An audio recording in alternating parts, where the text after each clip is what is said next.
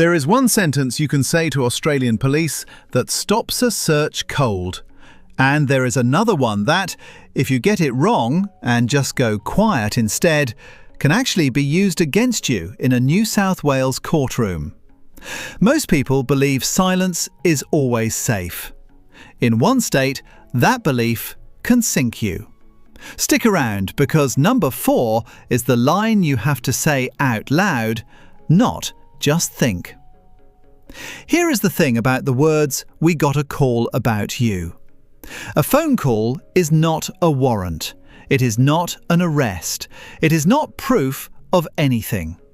Someone rang a number and gave a version of events, and now an officer is standing on your driveway or leaning into your car window. What happens next depends almost entirely on what comes out of your mouth in the first 30 seconds. So let's go through the exact words one at a time. Number 7. Am I free to go, or am I being detained? This single question changes the whole encounter. When police approach you after a call, they are often relying on you to just assume you have to stay and chat. You might not. If you are not under arrest and not being lawfully detained, you are allowed to leave. Asking this forces the officer to make a legal decision on the spot. If they say you are free to go, the conversation is voluntary and you can end it. If they say you are being detained, then under laws like the Law Enforcement Powers and Responsibilities Act in New South Wales, they need an actual reasonable suspicion that you have committed an offence. Not a hunch, not a phone call. A specific, articulable suspicion. Make them stand behind it. Number 6. I don't consent to a search. Listen for the casual version of this question, because officers are trained to ask it softly. Mind if I have a quick look in the car? Anything in your pockets you want to tell me about? That relaxed tone is doing legal work. If you say yes, or even just shrug and open the boot, you have given consent. And a search that might have been unlawful is now completely legal, because you allowed it. Saying "I don't consent to a search" does not stop a lawful search. If they have a warrant or genuine reasonable grounds, they can still proceed. But it draws the line clearly, and if the search later turns out to have no legal basis, your refusal is what protects you. Number 5. Do you have a warrant? This is the front door question, and it matters most when the call was a noise complaint, a welfare check, or a neighbour dispute. Your home has the strongest protection of anywhere you stand. As a general rule across Australia, police cannot simply walk into your house because someone rang them. They need a warrant, your permission, or a specific legal power. So if officers ask to come inside, you can stand in the doorway and ask, calmly, whether they have a warrant. If they do not, you are usually within your rights to keep the conversation on the threshold. One honest exception you need to know. Where police reasonably suspect a domestic or family violence incident, most states give them expanded powers to enter without a warrant to check on someone's safety. That is not a loophole to argue with in the moment. If safety is the issue, they are coming in. Now, before the biggest one.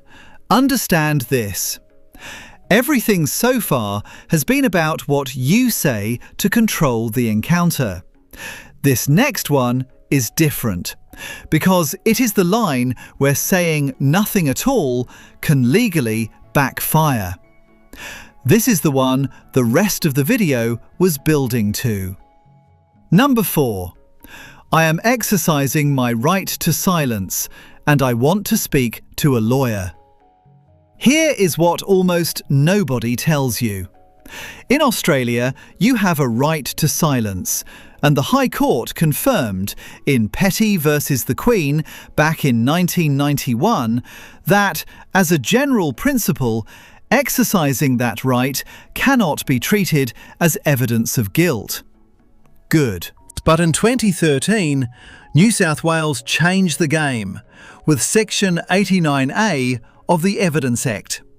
Under a special caution, if you are being questioned about a serious indictable offence with a lawyer present and you stay silent about something you later rely on in your defence, the court can be invited to draw an unfavourable inference from that silence. Read that again. Just going quiet is no longer automatically safe in that situation. That is exactly why the words matter. You do not mumble. You do not freeze. You do not try to explain yourself. You say clearly, "I am exercising my right to silence, and I want to speak to a lawyer." You are on the record invoking the right, not vaguely declining to talk. And you are asking for the one person whose job is to protect you. If this is already showing you things you were never taught in school, do yourself a favour and subscribe. Because the next encounter you have with police is not the moment you want to be learning this for the first time. Alright, number three. My name is and my address is This is the twist most people get backwards. They think the right to silence means they can refuse everything. It does not. When police have a lawful reason to ask, such as a traffic stop or a reasonable suspicion you're involved in an offence, you generally have to provide your name and address, and refusing can be an offence in its own right. So the smart move is to give exactly that and nothing more. Name, address, full stop. You are being cooperative on the one point the law actually requires, while keeping everything else behind the right to silence. Cooperation and silence are not opposites. Do both, precisely. Number 2. I want to contact a lawyer. The moment things get serious, especially once you are under arrest, you have the right to communicate with a lawyer, and in most states with a friend or family member too. This is not a favour the officer grants you, it is a custody right. Say it early and say it plainly, and then stop talking until that lawyer arrives. The single most common way people damage their own case is filling awkward silence with explanations while they wait. Do not audition your innocence. Wait for the person trained to speak for you. Number 1. I'm recording this interaction. In Australia, you are generally allowed to film police carrying out their duties in a public place. Stating it out loud does two things. It puts everyone on notice, and it tends to make the whole encounter more careful and more polite on both sides. One caveat worth knowing. The laws around secretly recording private conversations vary between states under the various Surveillance Devices Acts. So this is cleanest when you are visibly filming in public, not hiding a phone.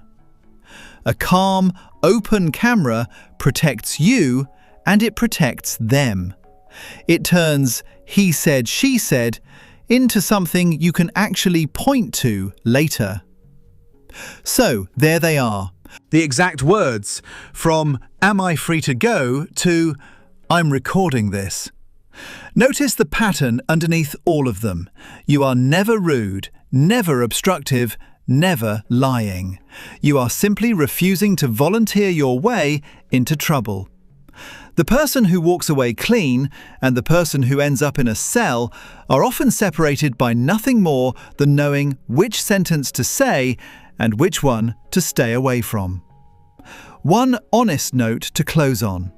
Police powers in this country are set state by state, so the exact thresholds, the exact wording of cautions, and the exact ID rules shift depending on where you are standing. Use this as your map, not your lawyer. If you ever face something real, get proper legal advice for your state. If this made you feel a little more in control of a moment that usually feels the opposite, drop the state you are in down in the comments, and I will tell you which of these hits differently where you live.